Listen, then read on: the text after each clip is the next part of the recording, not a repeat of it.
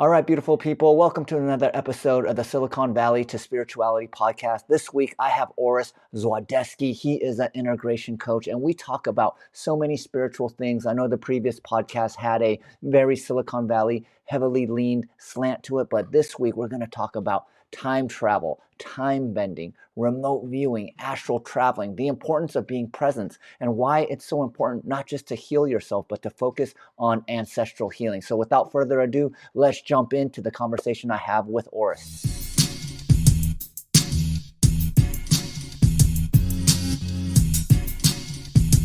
All right, everybody, welcome back to the podcast. I'm your host, Seibo Shen, the founder of the I Am Self-Mastery Academy. You know what we talk about on these podcasts every week: expansion of consciousness, health, wealth, relationships, spirituality. This week, I have an awesome guest. His name is Orest Zwozdesky. Orest, I'm sorry, did I pronounce your last name correctly or not? I'm a stickler for those types of things, and I realized I didn't ask you before I started presenting. Yeah, you nailed it just about. It's Zwozdesky. Zwozdesky. Oh, awesome, Yeah. awesome. You, What you kind were, of you last name is that? my dad was Ukrainian. Oh, okay. Yeah, I've never come across that last name before. Well, Mm. Orest and I, we were introduced by a mutual friend, Marcus Fung. Marcus Fung is also known as a world bridger. And if you guys have listened to any of my meditations, well, Marcus, he's the one that makes all of the instrumentals. So you could thank Marcus for those meditations, as well as Marcus for introducing this awesome guest for us today. So without further ado, Orest, can you just give a quick introduction of who you are and what you do? Yeah, okay. So yeah, thanks to Seibo for having me on the show. My name is Orest Zwozdesky. I'm coming from Edmonton, Alberta, Canada right now, in the province of Alberta. Um, I'm grateful for the invitation to be here on the show and to be able to discuss some of the things that I do. And so I tell people that to put it simply, I'm a coach, I'm a speaker, I'm a facilitator, and a trainer and consultant essentially.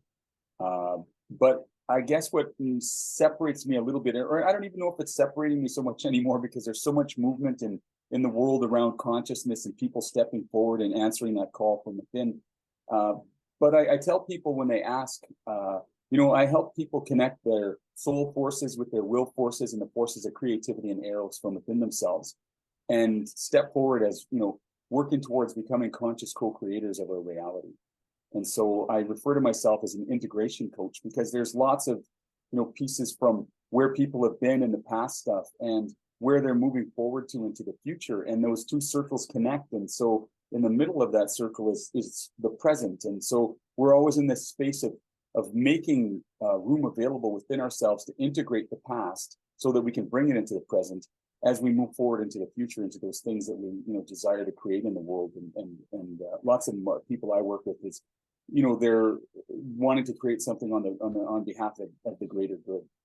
Mm, Yeah. that's awesome. That's awesome. Yeah. And you use the word integration coach. I feel like integration is thrown around quite a bit. I've even started hearing like my friends that don't really do inner work start talking about integration. And within maybe 5 to 10 minutes of the conversation, I realize they have a completely different definition of integration. So, and I have my gut feeling is most people, when they hear that word, they have some idea of it. Maybe they had a friend that did a plant medicine ceremony and they come back and they're like, I have to integrate what I learned. I have to integrate what I learned. But in your definition, how would you describe integration to someone?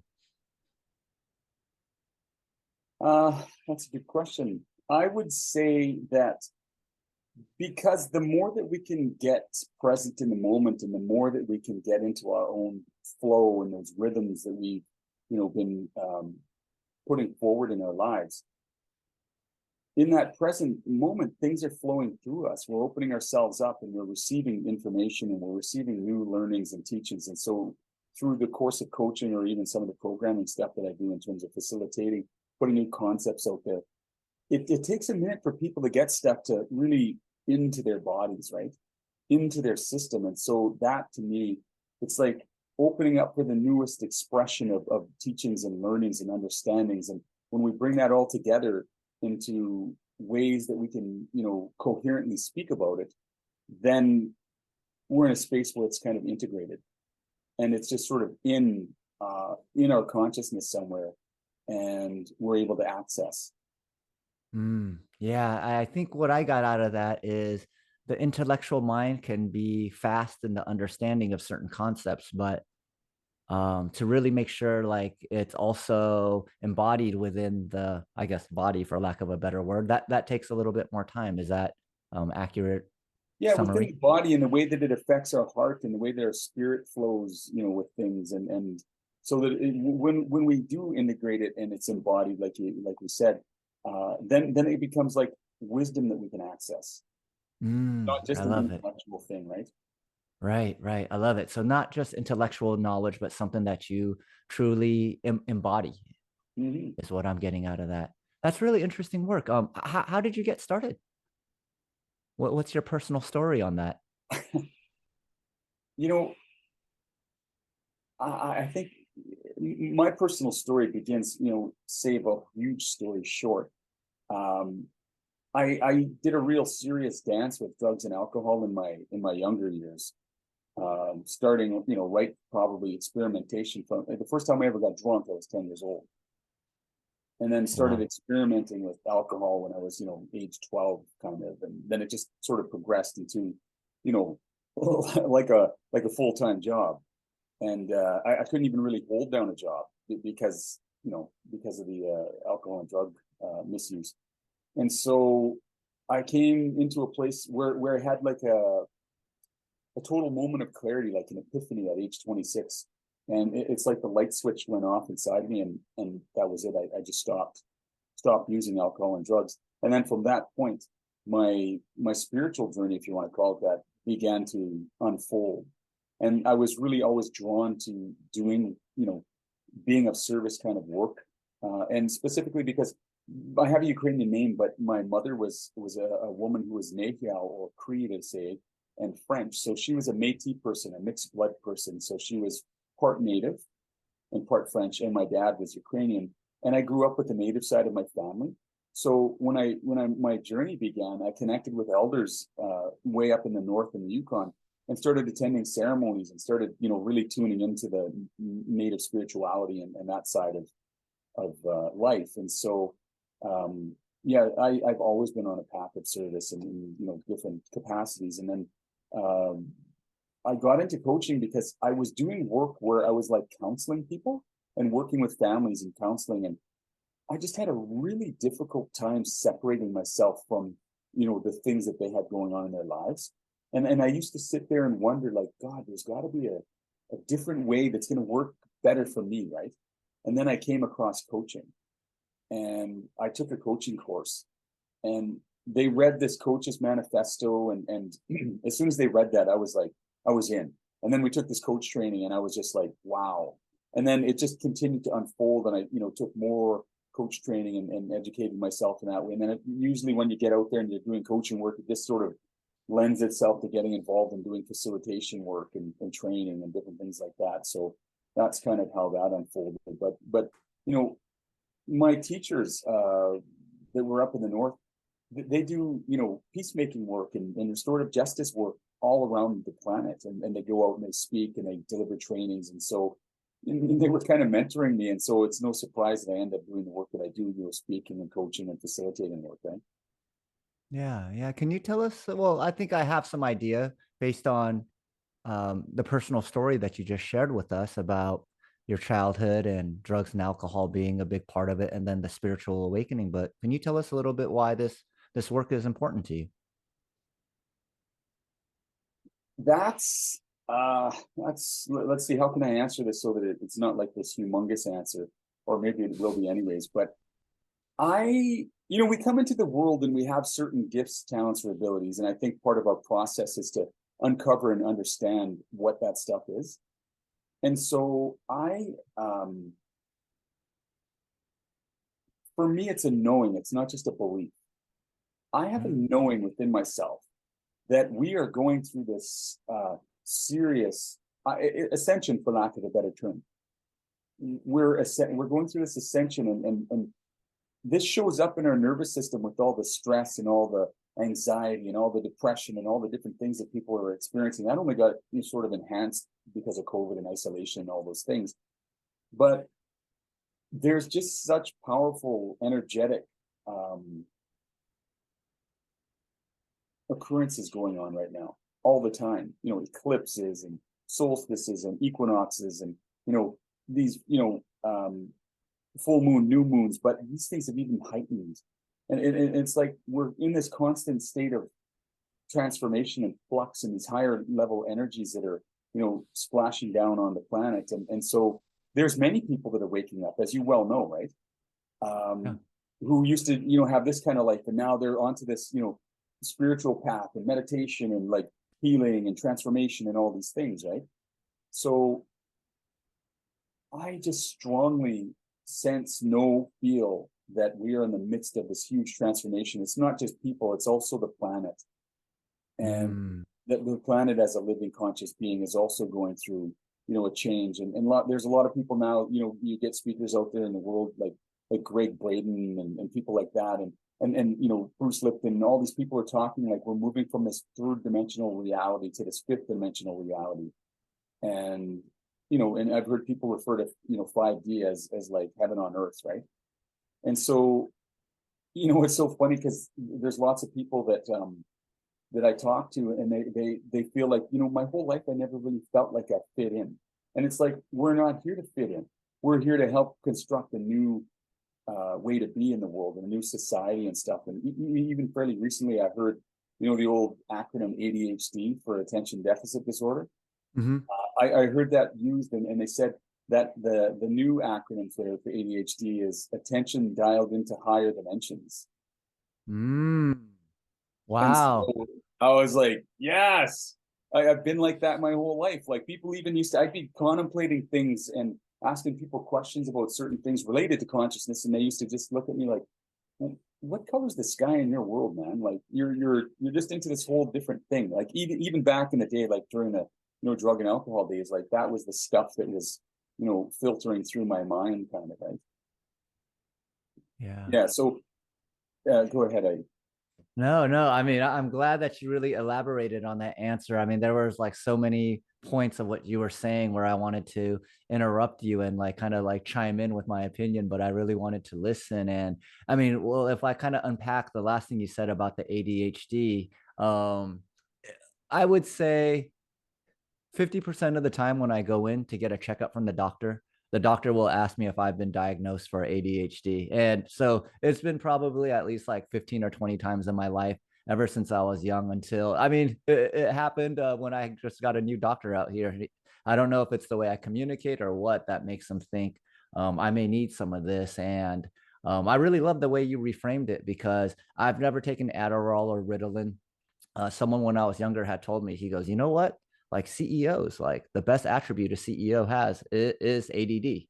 And so in my mind, just having that one person tell me that, I never looked at it as a hindrance, but in college and in law school as well, I remember everyone was just taking Adderall and Ritalin, and I would think like, wow, this is crazy. Like, I mean, you talked about your drug and alcohol use. I've used meth before, so I've smoked meth before, and I've taken Ritalin and Adderall, and I could tell you that, well, from a chemical composition, they're like one compound off from each other, but from a physiological perspective, like there's like so much overlap in the feeling. And at least in America, there's like this really big like movement of like no speed, no meth, none of these like things that speed up your nervous system. Yet, yeah, ADHD is, as I said, it's like every time I go in, they're ready to prescribe that stuff to me. So that was the first thing that really resonated with me. But actually, what resonated with me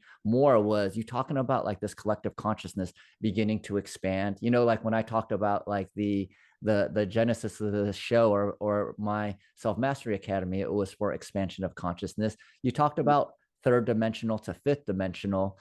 Can you talk a little bit more about what's the difference between third dimension, between fifth dimension?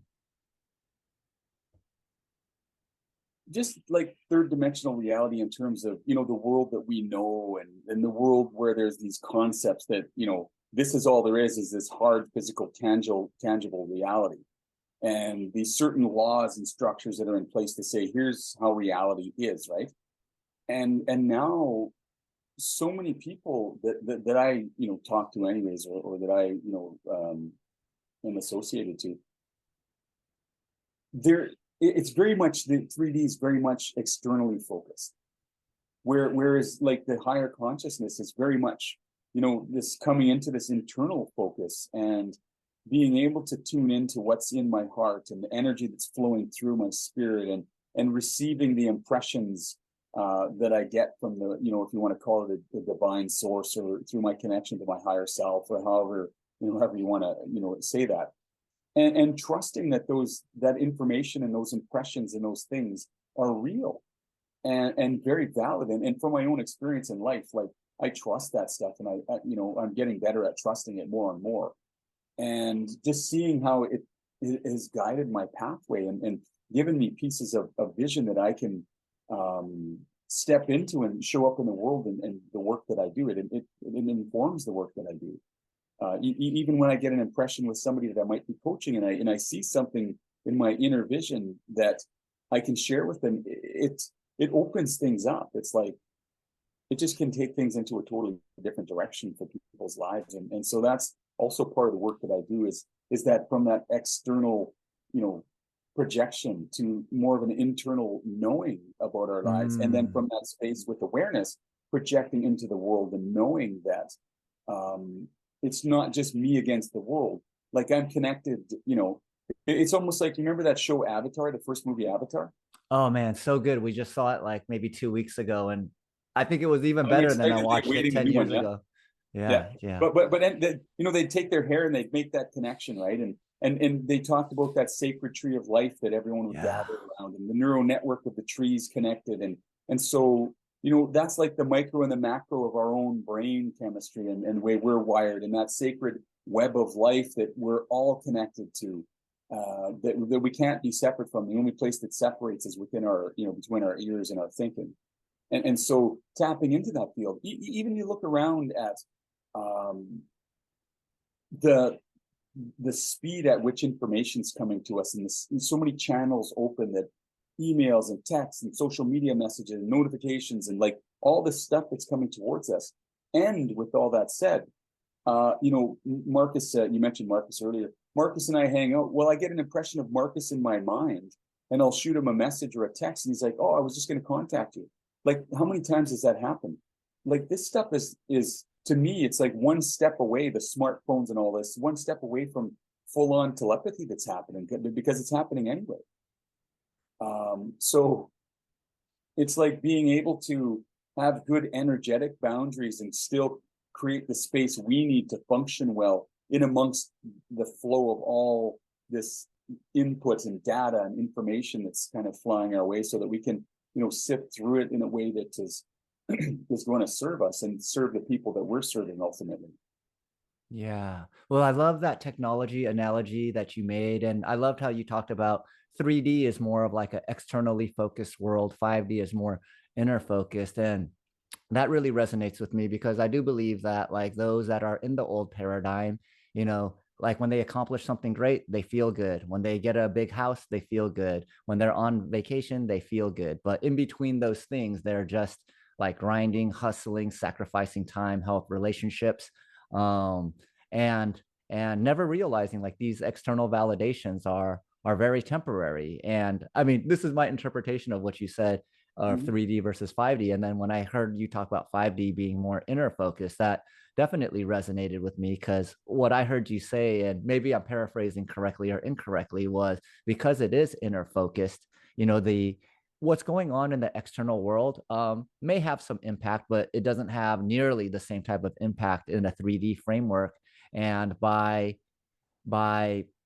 making sure that the inner work is taken care of, whether it's mental health, whether it's tuning your frequency and vibration, at least in what I heard and what I've experienced, is that yeah, instead of looking at the external world to make you feel a certain way, if you understand you're whole and complete and you already feel abundant and you feel great, then the outside world can start reflecting that, and almost like a manipulation of reality through understanding the inner world. Is that a correct extrapolation of what you said, or did I just make some stuff up there?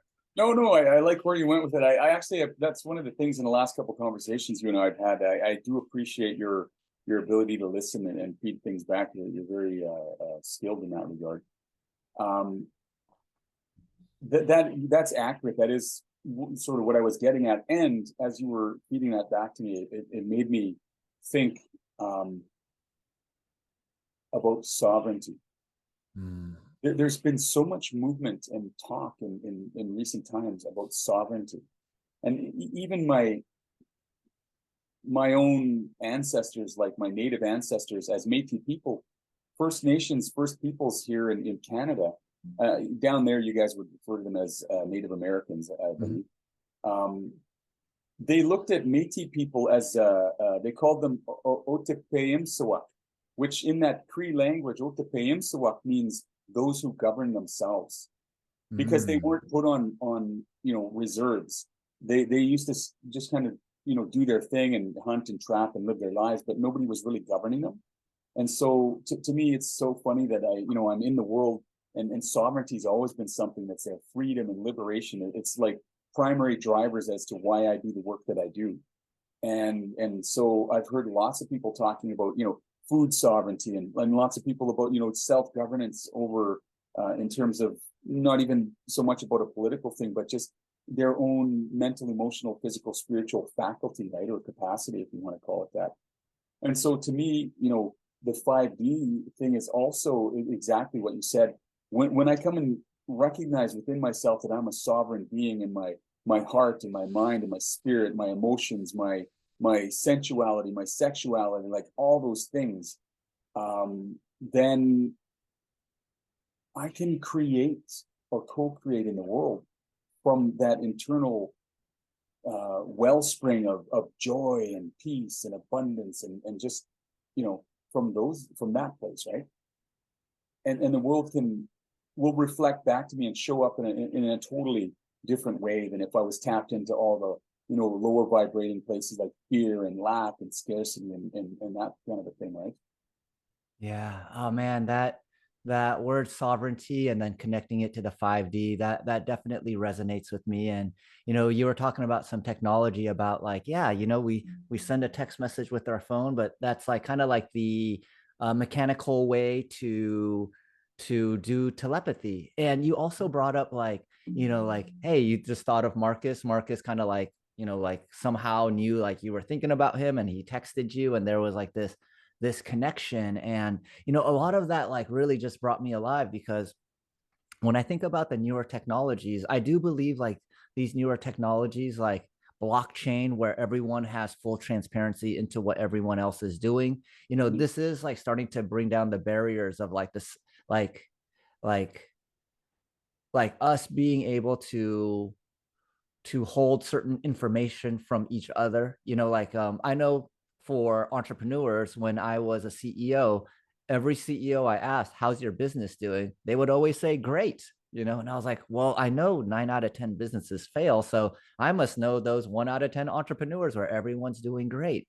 And I was also that way. And what I realized was I could never get help when I would tell people the business was great. And I love like things like blockchain, because I do believe like blockchain that gives full visibility into whoever is on that platform, what they're doing, is like this new, like it could be like a metaphor for like, hey, if we live in a world where we're not hiding things from each other, like how much better could we communicate? How much better could we help each other? How much better could we support each other?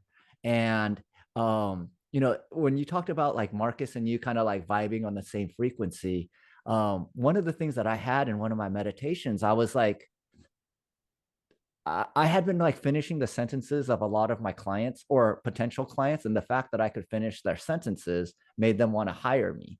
And I was like, that is kind of weird. Usually, I, as you said, I'm a pretty good listener. I tend to not like butt in like my opinion until someone finishes speaking. And I was like, that was kind of odd, like I'm interrupting like people on these like client calls and things of that nature. And the message that I got back was like, Seibo, it's not that you were reading their mind. It was that you were so present with them that you guys were vibrating in the same frequency. And because you guys were tapped into the same frequency, of course, you guys were like having similar thoughts and transmissions, and you were just, more or less on the same wavelength as that person. So Mm. prior to that happening, when you would, if someone had told me like, yeah, telepathy and text messaging, I'd kind of be like, ah, that could be kind of a stretch. But because I had that personal experience of like how was I finishing someone's sentences? I thought that I was reading their mind, but what it was explained to me was, no, you're not reading anyone's mind. It's actually like your brains were in the same frequency, so you guys were able to pick up the same type of transmission. I'm curious, have you heard anything like that before, or was I just maybe smoking a little bit too much pot, meditating, and getting some weird transmissions? You know what? You and I are jamming on the same frequency, if you want to call it that, because to me that stuff's happening all the time. And it really what we're doing is we're tapping the field of the collective intelligence and what's available and being present. And I'm actually in the process of writing a book, and I have part of my book that's talking about this phenomena and talking about another thing that I've been really tuned in and witnessing and observing in my life and in the life of some of the people that I hang out with. And I'm calling it time bending. Ooh. And so, my girlfriend and I do this all the time. We might only have 30 minutes to get together and have a visit and have a tea or whatever.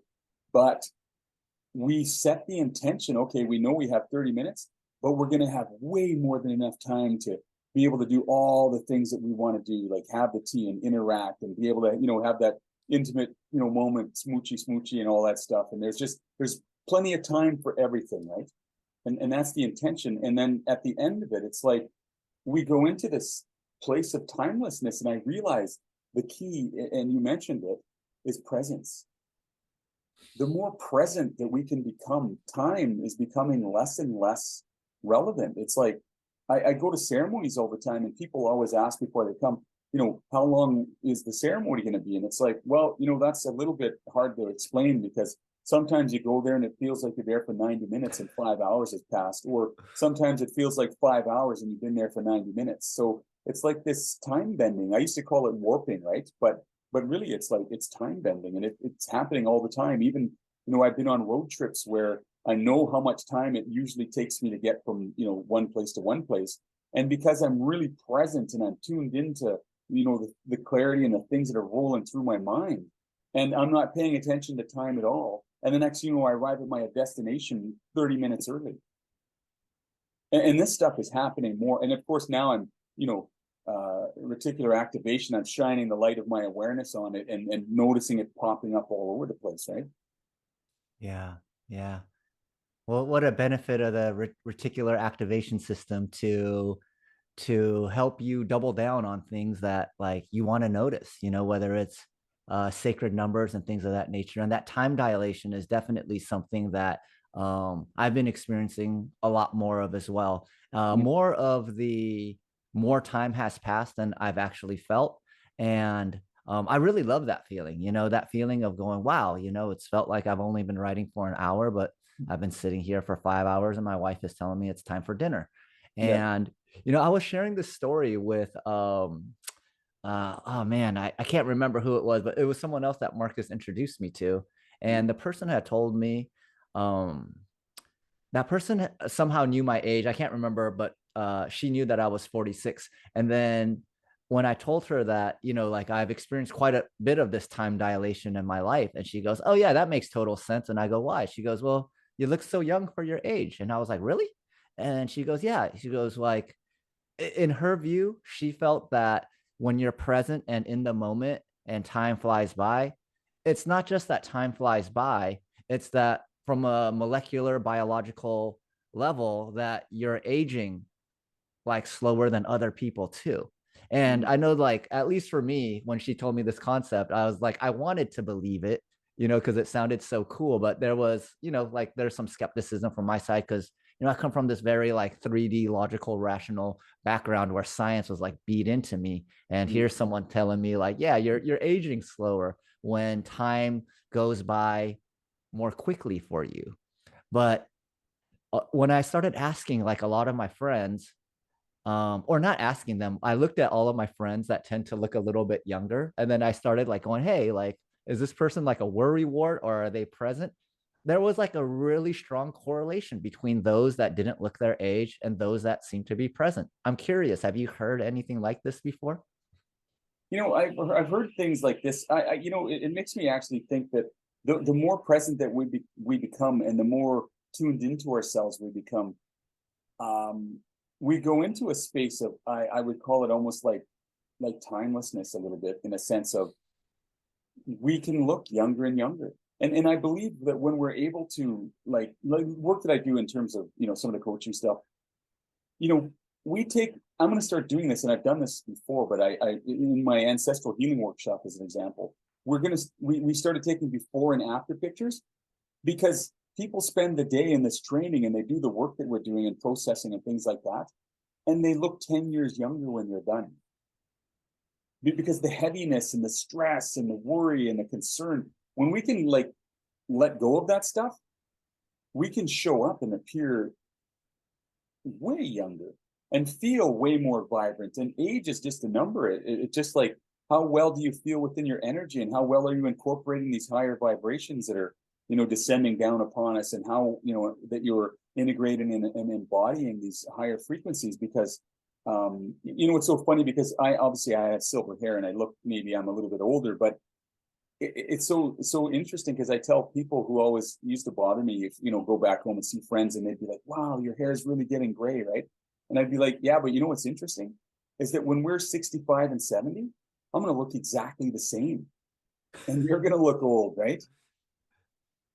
Like, Well, there's just yeah, this youthful thing that can come out of us when we're tuned in, and we're actually recognizing that, holy smokes, I'm here on Earth's playground, co-creating this incredible life and lifestyle, and these rich connections, and fulfilling and deep relationships. And it brings out a youthfulness that might have us look as though we're younger, but really it's just like, I believe it's more vitality, it's more aliveness that we're tapping into, right?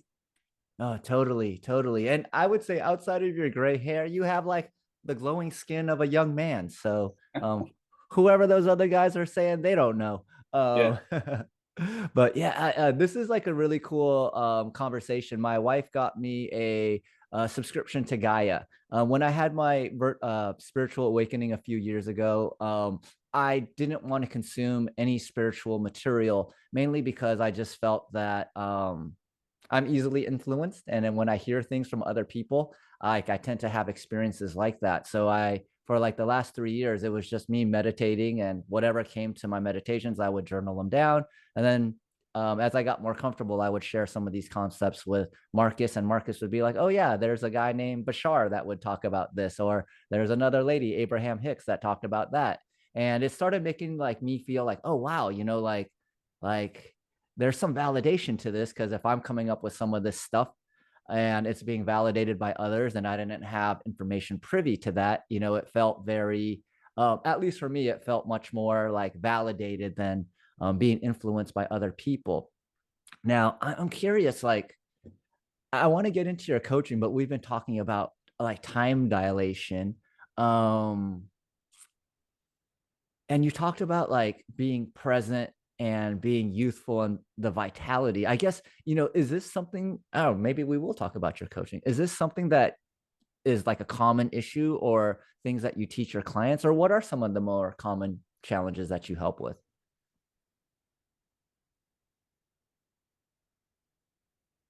I would say that one of the big things that I'm noticing, and again, this is because of my understanding about what's unfolding in consciousness, if you want to call it that people are really up against a lot of stress and a lot of change and transformation, and not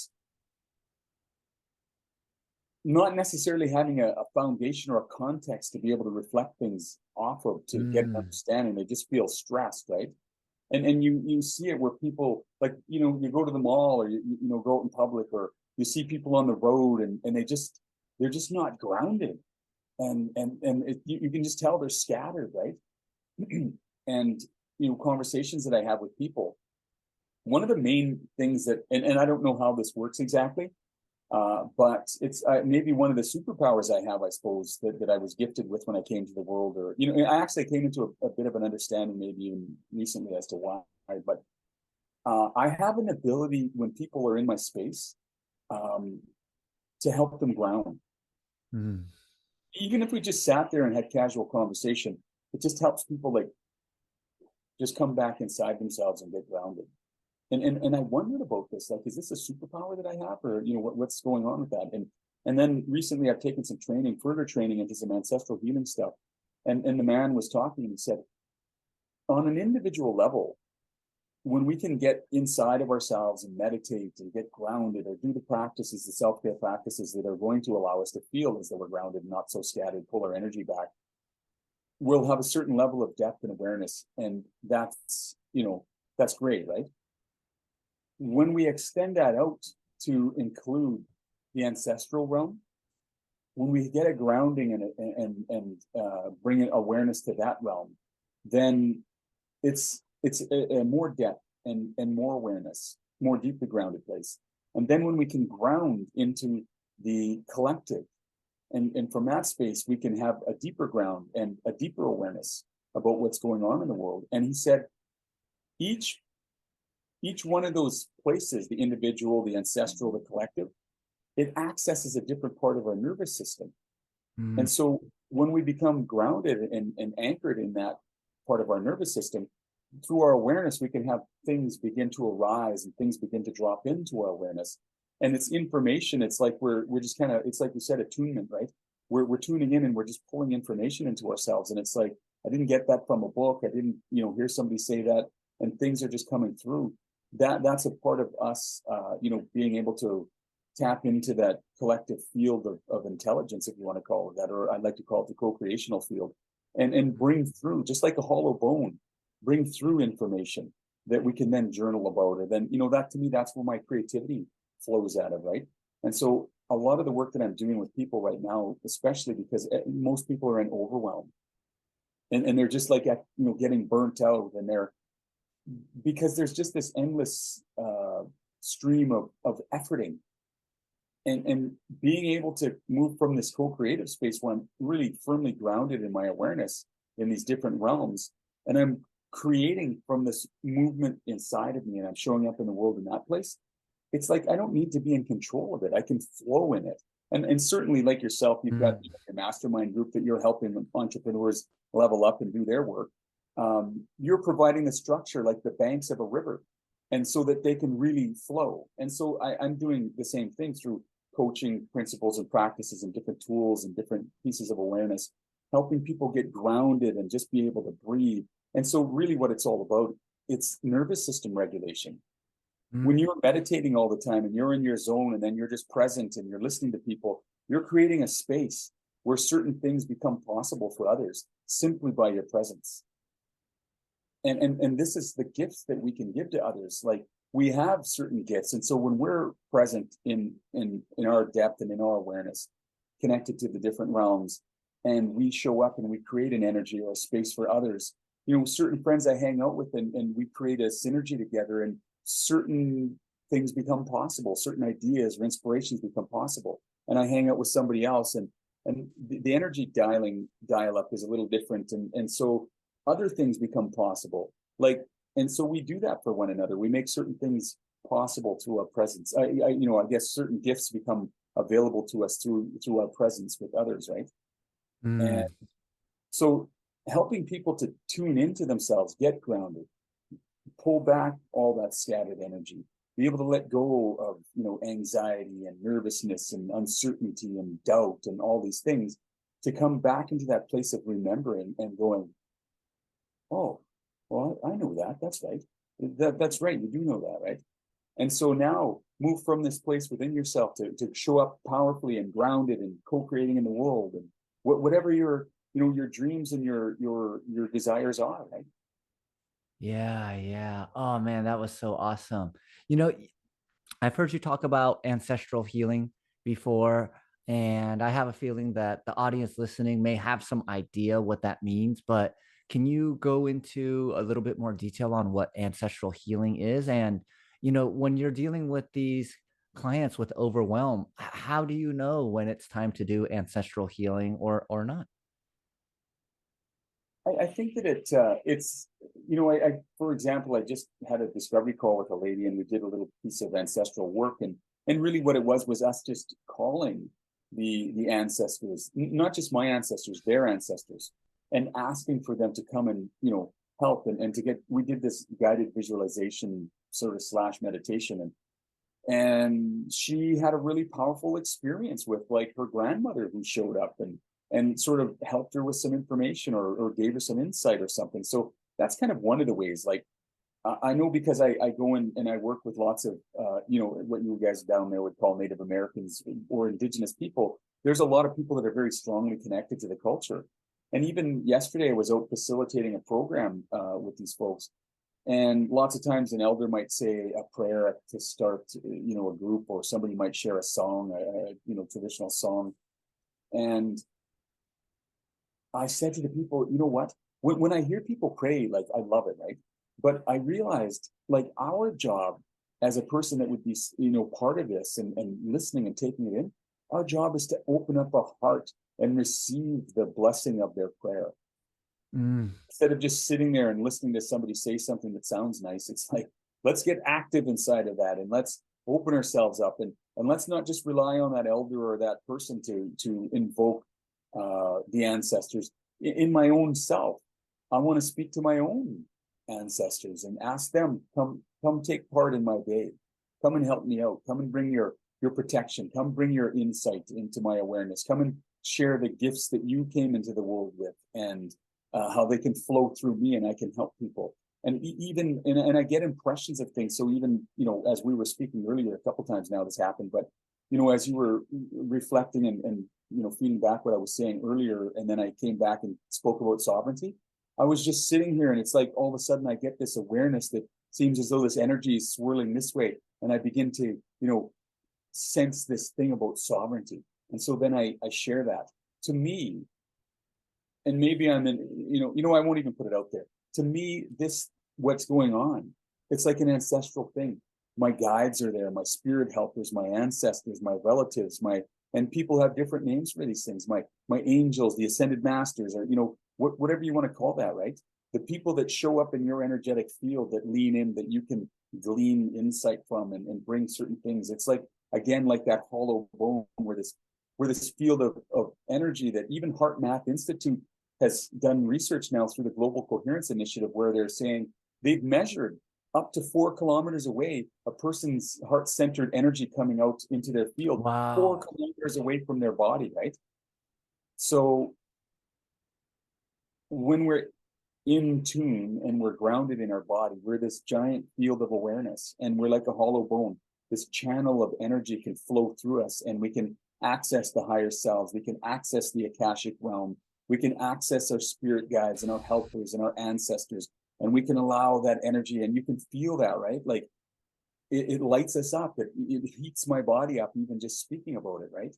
Like and this is the invitation or the invocation of a 5D reality. And so even recently I heard this lady, I read it, and it really resonated with me, because I used to, set an intention in the morning that I get up, and on this day, for myself and for people that come across my path, I want to experience magic and miracles on this day. And that would be my intention. And so I read her piece out of her book, and she said her intention, because she's creating from 5D, is that she wants for herself and all the people that cross her path on this day to experience heaven on earth. Mm. And to see how the day rolls out coming from that place. It's interesting to see how things have been rolling out when I've been stepping into that intention of, I want myself and others to experience heaven on earth, and the richness in our exchanges. Yeah. Oh man. Again, there was so much that resonated with me there, and I'm trying to even think of like where I would like to start a response. But I think the thing that really resonated with me was when you were talking about, like, yeah, just during our conversation today, you're present with me, and then you started getting this this I don't know if it's like download or influence to talk about sovereignty, and then you just received it, and then you mentioned it, and like I jumped on that, like really excited. And like One that it just reminded me of like a story of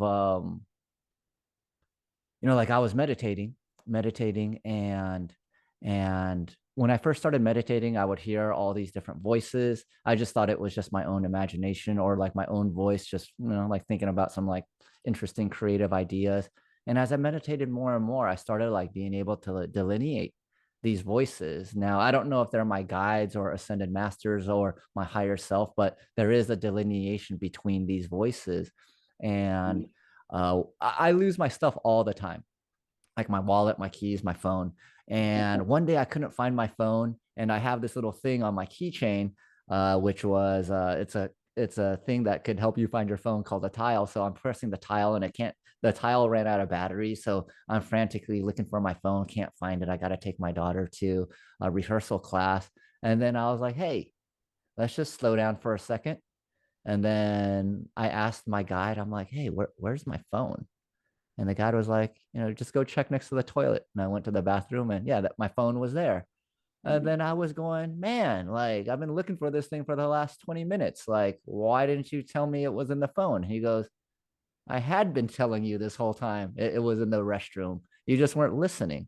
Mhm. And it really kind of like, it was like a great example of like, okay, hey, when I'm sitting still and I'm clearing my mind, I have access to this. Kind of when I get into my busy day, I'm just like doing whatever I'm doing and I still have access. I'm just not paying attention.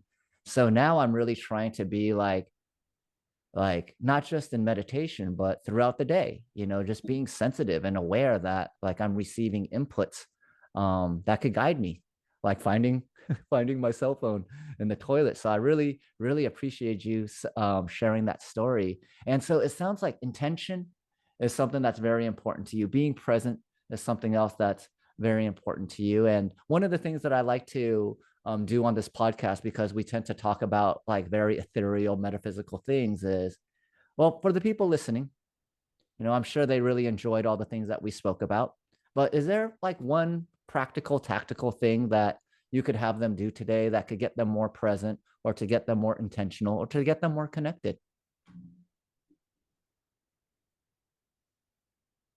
There's a number of things, but the most immediate, easiest thing, because people are always on their phones all the time, and you spoke to it when, mentioning that you just weren't paying attention and the guidance was there. And again, that's lots of the things that I work is help people get clear, help people get open, and help people stay grounded, right? But if you take your cell phone and you set a timer 3 times or 5 times in a day to go off and put a reminder word there. And my reminder word used to be Geronimo, which to me meant drop down inside yourself, take a few Mm, breaths, get yourself clear. And so they're like little mini check-ins through the day, because obviously our days can get full and get busy and we're all over the place. And so I'm always uh, using my awareness to always kind of return to breathing into myself. And so these little triggers of our alarm that goes off, just as a reminder, oh yeah, drop down and tune in, right? Okay. And so that's the practice, that's the discipline, like you're saying, when I'm in these meditative states and I'm clear and I'm grounded and I'm open and I'm receiving guidance and I'm really tuned in. And then I have like, the 12,000 things that need to happen in the day. Um, how do I keep connected to that state? And so the practice is to always be tuning for me. And I had a teacher one time who had this thing called double arrow awareness. And so what that meant was tuning into myself and then like smiling into my heart so that my heart smiles. oh, And I could lose my double arrow attention awareness like 1,000 times in a day, but to remember to just breathe and bring it back in. And especially when I'm with people, like even when we first started, in my mind, I'm like, okay, Oris, drop in, take a nice deep breath. And you took a few moments to just kind of breathe before we started. And I'm just like double arrow attention. And I have this smile inside in my heart. mm, And I can walk around feeling like that all day. And when I lose that, when I get pulled out of my center and I'm distracted into something out here, just to remember, drop back in, double arrow attention, breathe, smile, right, okay, and now move forward. So that in and of itself is a practice that we could, work on all day long, every day. And you know what's so interesting, through that double arrow attention, I understood where compassion lived inside my heart and how I could access it quickly and easily, right? So many gifts come from just that, even, right? But to start, Yeah. set the phone alarms and check in. Yeah. Oh man, I heard so many things here. So let me just kind of repeat back. One of them, I love this tip so much because I hear so many people talk about smartphones and this like evil way social media is ruining the world and all of these different things. And, I mean, I even look at like drugs the same way, which is they're all just benign things, like if you know how to use them correctly, they could be extremely positive for your life, So I love that you're taking a piece of technology that so many people think are like ruining their lives or taking their attention away and utilizing it to bring attention back to themselves. Mhm. And I've had friends that have like gotten like flip phones or like basic phones again for like a month or two and then come back just telling me, yeah, like I didn't spend as much time on my phone, but I missed out on like so much like news and connectivity of like, these other things. So I very much believe that, yeah, if you know how to use your smartphone correctly, it could be extremely additive um, to your life. And the other thing that really stood out to me is I heard you talk about the heart several times, like listening with your heart. You talked about the Heart Math Institute and being in heart brain coherence. And then now you were talking about like smiling at your heart. So maybe we could kind of wrap it up with just like, all of this heart talk, this heart centric talk. And, kind of what I got out of it was like, hey, like, if you could feel that feeling of compassion in your heart, then why couldn't you feel joy or any other feeling generated from within versus having to wait for something to happen externally? And my belief is if you feel happy inside, you will notice more happy things that are going on the outside and be able to kind of like pick up on that type of reality that you want. So that's kind of what I was getting out of what you were saying with all the different times you brought up heart. But I wanted to ask you, like why was that like such a epicenter of like so many things that we talked about? And could you just elaborate a little bit more on like listening with your heart? Because that was the thing that really kind of stood out to me. It was like, oh yeah, well, it kind of made sense, listen with your heart, but what does Orest actually mean? Because I do think that if what I'm thinking is what you mean, then listening with your heart, I believe, could maybe solve so many of the world's problems. Mhm. You know, I first of all, I really like that word that you just used there, the heart centric. I like that. I'm writing right now because so much stuff in the world is about like growth mindset and mindset this and mindset that, and it should be. We need to get on top of our thoughts and be able to use our mind in a way that is going to serve and support us. And I'm writing right now about our heart set, so that we can tune into our heart, because our heart is just this incredible place, and you called it referred to it as an epicenter. It is, it's the main hub of all things, and so our heart receives a signal from the earth receives a signal from the center of the spiral galaxy, and our heart gives a signal to our brain, which instructs our whole physiology, and so it's doing important work, and so when we tune into the heart and we feel that, I heard this guy talk before about the central eye of the heart. Like our heart has an eye or a doorway. Even if we tuned into that and imagined that doorway or that window of the heart opening and that light streaming forth. And if I use that to guide myself in the world, because I can feel and I can sense, and part of what is happening in the world is that there's so much of an intellectualized way that we can show up in the world, and that's fine, and there's many really intelligent people, and then when we can connect into our heart's intelligence and our heart's knowing and wisdom, and we can show up and infuse our energetic field with the energy of that open doorway to the heart, and then use our intellect and our mind in combination with that. And I believe that it's not even a belief, it's my knowing that when I'm moving from that place and I connect with you, like we're jamming, and even just as we're talking about the heart a little bit, like we just dropped into a deeper place. And it's from that place that understanding can happen, and deeper acceptance, and we can connect in peace, even though we have differences. We can stay grounded in that place and have challenging conversations without needing to judge, or without needing to make somebody wrong, or without creating a disconnect, right? Yeah.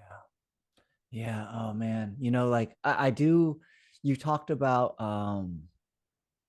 you talked about knowing quite a bit as well. And I do want to have you on for another episode where we talk about knowing, because I think this is like a very powerful place to come from, when you just absolutely know, like, this is my truth, and I'm going to run with it. And, the other thing that you're talking about, I was just very grateful to have this conversation with you and having Marcus introduce you to me, because a lot of what you were talking about with the heart, like, well, you saw me closing my eyes, and it was just like really like resonating to the core. And I was just feeling like just so much gratitude that, like, a lot of these ideas that I had or that I've seen in my meditations, just hearing you talk, like, has really like validated and really empowered me to go, okay, this wasn't just some figment of what I'm talking about. Being heart-centered is so important. And are you familiar with a guy named Sam Harris by any chance?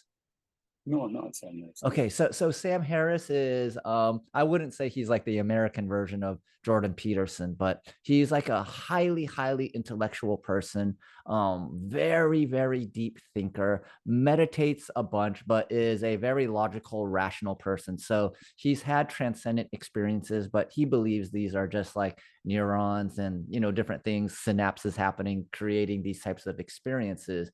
And because he's such a logical, rational person, it's hard to disagree with him from a logical and rational place, but he's always getting in trouble with the stuff that he says. And this conversation has like really kind of illuminated is that, like, yeah, he might be logically and rationally right about whatever he's talking about, whatever social issue he's talking about, but because he's only coming from it from an intellectual perspective, it's like, yeah, rationally, logically, you may be right, but you just lack so much heart in what you're saying. And this is why, even if you're logically and rationally right, like, none of the people that could connect with you connect with you. And he's like a liberal, and I would say most of his detractors are liberals as well. And so I kind of made this connection that it's his lack of connection to heart that is missing from the way he's delivering his information, because his information is so rational and logical that it's hard for you to disagree. But then at the same time, you're just like, well, just seems heartless. Like, why not just be a better person and just, it's okay to be wrong if you're helping someone else. You don't always have to be right all the time. So that's kind of what I got out of your last transmission here. And so I want to be cognizant of time. I tend to talk a lot as well. So Yeah, yeah. I want people to be able to, those that resonated with you, which I imagine is a high percentage of the people listening, Orest, how can they get in touch with you? And do you have any events coming up? Yeah, I'm going to be speaking at a summit on December 7th. I'm going to be a part of a panel. They're talking about ancestral healing, and then I'm going to be delivering my own talk as well that same day on the 7th. And it's an online summit that's a free event, and people can upgrade to the VIP and save the recordings and stuff. But it's called the Soulful Revolution. They can find it. I've got it posted on my Facebook. People can connect with me on my website, which is Zwozdesky.com. So www.zw. I guess in the US, lots of people resonate with Z. ZWOZDESKY.com. And I have people can connect for a discovery session. I have a few heart offerings there, guided meditation audio, and a vision wheel that people can download that stuff and kind of step into a space around creating a different vision for themselves and their lives. So there's that event, and then I'm going to be delivering an ancestral healing workshop January 14th, and that's a in-person thing here in Canada. And we're talking about putting it online. I'm going to be at the end of January 28th, 29th weekend, delivering a workshop with a colleague of mine, and it's kind of a ritual approach to grief, because that's another sort of big thing that's on people's radar with all the shift and change and loss and jobs and people and different things like that. So that again is also a live event. But I'm going to be launching into in the new year a an online program that I'm going to be delivering, and it's going to be called the Evolutionary Edge. And so tools for change and for transformation. And it's going to be, getting into things like we spoke a little bit about here in terms, a little deeper dive into time bending and how that might serve us. And, things like through the gift of our presence, what becomes available to others, because we're each offering something just even energetically, from our being. And so these are the things that are in the book. These are the things that are going to be in the workshop. So that's going to be launching in January so people can access. And also on Facebook, I have a group that I'm just starting, and it's called the Vision and Voices Collective, and they can find me on Facebook. So Awesome. yeah, Awesome. So you sound like you're not a very busy guy is what I got out of that. I'm Well, moving into it. Things are just. I still have amazing time to be able to to do my own self work and my own integration and my own self care, and lots of things are going on, and I'm super appreciative for the opportunity, and today, like, just to reach people in your audience, and hopefully bring something good for them to be able to tap into. Because I think one of the marks of things that are like good teachings, it's not like new mind-blowing information all the time. It's like a reminder that people already know these things. yes. Yeah. Yeah. Yeah, and that might be mind-blowing in itself, right? Like when they start realizing, wow, that wisdom was already within me. And the last thing I really want to call out is I kind of made a little joke about, oh, you sound like you're not busy at all. But then you said, well, I am being highly productive, but I still have plenty of free time to work on myself, relationships, maybe even time bend and do a 30-minute date, right? And so I'm a Yeah. big believer that whatever you believe, like, hey, only rich people get rich because they're greedy. If that's your belief, like, yeah, that's kind of the reality that you're going to have. And I know many people that very much believe like you either live a life of freedom and spiritual connection, but you leave behind any type of financial stability, or you're rich and wealthy and spiritually bankrupt. And I always thought like these, like, kind of black and white simple frameworks. Like, I just thought, man, life has to be like more than that. And this 5-dimensional heaven on earth, I very much believe in. Like, you're already living in the 5 dimensions, which is you're able to be productive, you're able to have downtime, you're able to fit in 30-minute dates and be totally happy with being And on earth. manifesting abundance along the way. Yeah. Yes, yes, yes. Yeah. Oh man, that was awesome. That was awesome. Well, Orest, thank you so much. I hope I could twist your arm to come back onto a future episode, and really appreciate you not just illuminating our audience, but really teaching me a lot about ancestral healing, being intentional, and listening with your heart. So thank you so much, Orest. Yeah, thanks, Seibo. It's been a great pleasure and an honor. And I again, last time you and I spoke, it's like we get on we jam together, we vibe together. I even came up with this new thing recently, like soul tribe gathers and vibes, right? Instead of the old birds of a feather flock together kind of thing from back in the day.